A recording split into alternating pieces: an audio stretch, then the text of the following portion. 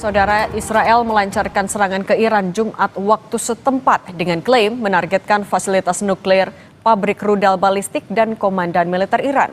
Ledakan pun menghancurkan beberapa gedung, termasuk permukiman warga di Teheran.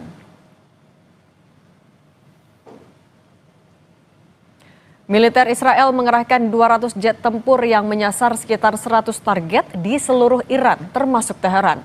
Sebelumnya, Perdana Menteri Israel Netanyahu mengklaim telah meluncurkan operasi Rising Lion yang ia klaim sebagai operasi militer untuk menangkal ancaman pengembangan senjata nuklir Iran.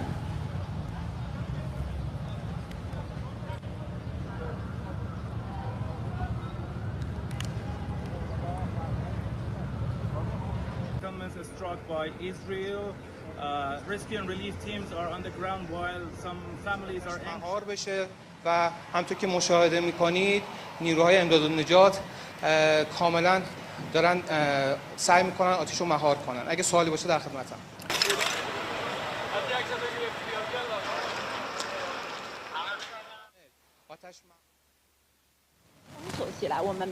Serangan yang diluncurkan militer Israel tak hanya menghancurkan bangunan.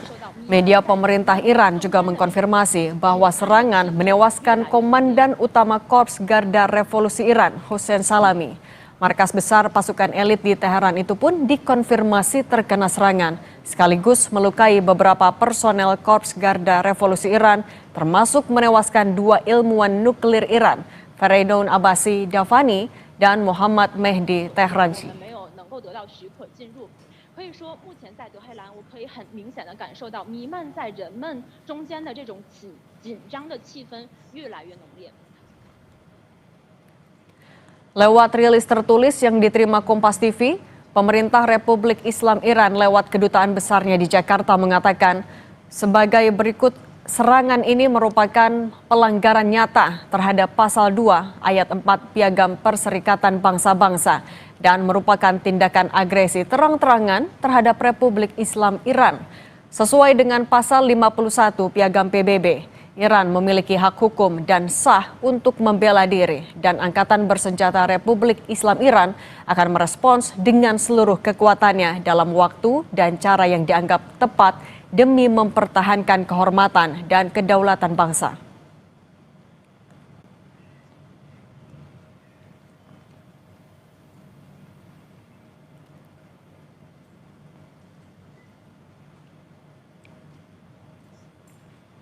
KBRI di Teheran, Iran meminta agar WNI yang berada di Iran meningkatkan kewaspadaan pasca serangan militer Israel. Pengumuman ini dirilis melalui akun media sosial @Indonesia in Tehran yang juga telah dikonfirmasi di grup media Kemlu RI. KBRI Tehran juga memberikan nomor hotline KBRI yang dapat dihubungi WNI jika berada dalam kondisi darurat.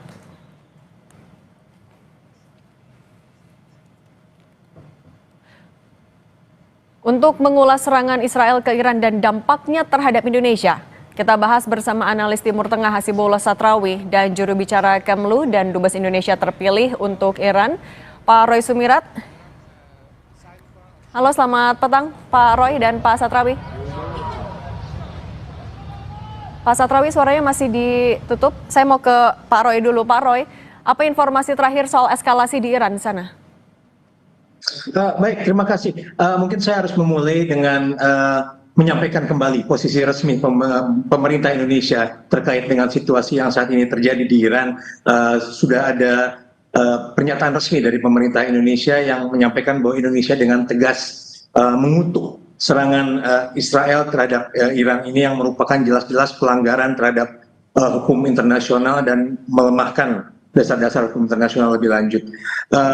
Dan beberapa saat yang lalu Bapak Menteri Luar Negeri juga sudah melakukan komunikasi langsung sekaligus memimpin rapat koordinasi dengan teman-teman yang sedang berada di Kedutaan Besar Republik Indonesia di Teheran untuk mendapatkan informasi terkini di Teheran itu sendiri. Yang kami kita belum tahu apa yang akan terjadi selanjutnya dengan situasi yang sangat sulit ini. Tapi sejauh ini sudah ada informasi apakah ada WNI yang terdampak juga, Pak? Saat ini, alhamdulillah informasi yang kami terima tidak ada WNI yang terdampak dari insiden kejadian serangan tersebut. Tapi kami terus juga melakukan pemantauan dan melakukan komunikasi dengan simpul-simpul masyarakat Indonesia, bukan hanya di kota Teheran, tapi juga di kota-kota lain yang disinyalir juga banyak kemungkinan adanya serangan-serangan lainnya. Dan juga kita melakukan pengecekan dengan kota-kota yang memang banyak warga negara Indonesia tinggal biasanya. Oke, Pak Satrawi, kalau dari analisis Anda, apakah memang motifnya sebenarnya memang untuk penangkalan ancaman nuklir atau justru ada motif lain di belakang itu?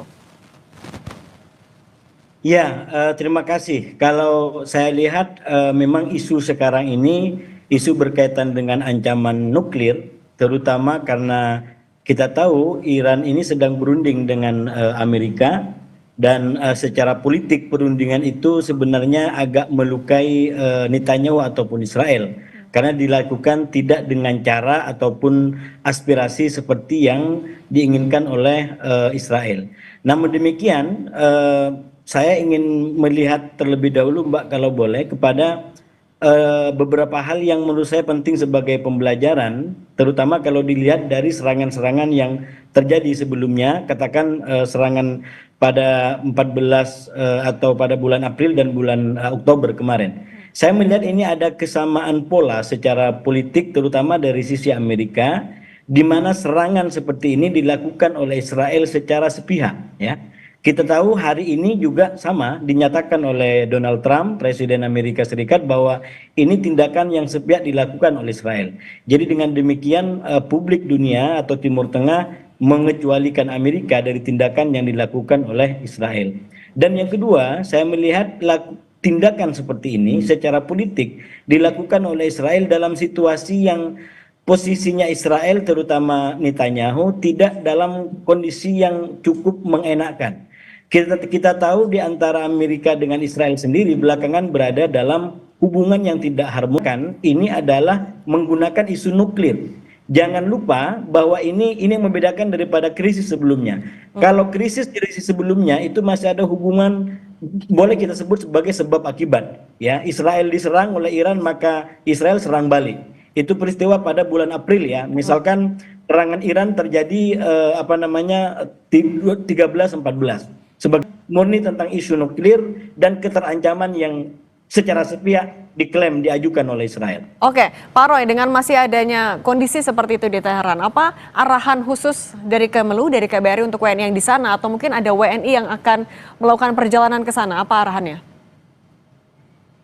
Sebenarnya ini sebuah hal yang kami lakukan tidak hanya kepada WNI yang ada di Iran ataupun yang akan melakukan perjalanan ke Iran. Secara umum kami selalu memberikan himbauan kepada seluruh warga negara Indonesia yang akan bepergian ke luar negeri agar juga terus memantau situasi di lokasi, di destination ya. Dan juga tentu memperhatikan perkembangan situasi di seluruh perjalanannya. Dan juga yang paling penting adalah melakukan kontak dengan KBRI atau KJRI setempat karena akan lebih memudahkan bagi kami di Kementerian Luar Negeri dan seluruh perwakilan Indonesia yang ada di luar negeri untuk melakukan pemantauan dan memberikan bantuan apabila memang dibutuhkan. Kalau seluruh warga negara Indonesia yang melakukan perjalanan itu melakukan pelaporan secara reguler kepada perwakilan Indonesia yang terdekat. Saat ini yang kami tahu beberapa jam yang lalu kami masih cek bahwa meskipun situasi relatif masih terkendali, namun berita yang kami tangkap adalah bahwa komunikasi melalui udara saat ini sedang ditutup airspace-nya di beberapa negara tertentu, sehingga tentu hal ini juga perlu diwaspadai untuk warga negara yang akan melakukan perjalanan lebih lanjut. Oke, Pak, tadi kan Anda juga menyebutkan Pak, kalau misalnya ini sebenarnya murni terkait juga dengan nuklir, tapi apakah ini akan dampaknya melibatkan negara-negara di sekitarnya? Iya, saya rasa dalam situasi seperti sekarang, ini juga mungkin nanti sedikit tentang warga kita di sana. Ini saya melihat hampir pasti akan ada eskalasi yang cukup kuat ke depan ya. Dan menurut saya ini waktu yang harus diantisipasi secara seksama, terutama oleh pejabat kita, oleh bapak-bapak kita, bapak Dubes dan mungkin Kemenlu, untuk betul-betul memberikan informasi yang cukup kepada warga kita di sana untuk demi keselamatan mereka. Kenapa? Saya melihat polanya adalah Iran itu tidak langsung membalas. Kalau kita belajar di serangan April dan Oktober, itu dibutuhkan 1 minggu bahkan 2 minggu untuk kemudian mengambil sebuah tindakan balasan. Nah, artinya kalau ini dipraktikkan sekarang, itu mungkin serangan yang betul-betul akan mematikan dan cukup besar, mungkin akan lebih cukup waktu, dan itu artinya akan banyak waktu yang sifatnya menjadi ketegangan bagi kedua belah pihak. Dan di saat itu, di tengah-tengah itu, maka menurut saya terutama kedubes kita di sana untuk betul-betul memberikan informasi yang cukup, yang detail kepada warga untuk melakukan apa yang harus dilakukan sehingga tidak membahayakan kehidupan mereka. Saya menduga ini dalam waktu-waktu ke depan akan semakin membesar eskalasinya, karena serangannya dibanding daripada yang sebelumnya ini jauh sepertinya lebih besar ya. Ini sampai mengorbankan tokoh-tokoh nuklir, bahkan pimpinan-pimpinan militer yang berada di Iran. Jadi ini serangan yang sangat besar dilakukan oleh Israel, dan kalau Iran tidak betul-betul terdampak daripada serangan ini, jadi Menyiapkan skenario evakuasi untuk kemungkinan terburuk di sana. Sebetulnya sejak bulan Oktober tahun lalu 2024 itu kita sudah mengubah status siaga di Teheran dan Iran keseluruhan itu menjadi siaga 2. Artinya di bawah definisi siaga 2 itu sudah ada langkah-langkah measure-measure tertentu yang kita lakukan dan kita siapkan apabila memang keadaan mengharuskan kita mengambil measures atau tindakan lebih lanjut, termasuk apabila perlu dilakukan atau dimulai evakuasi pada skala tertentu.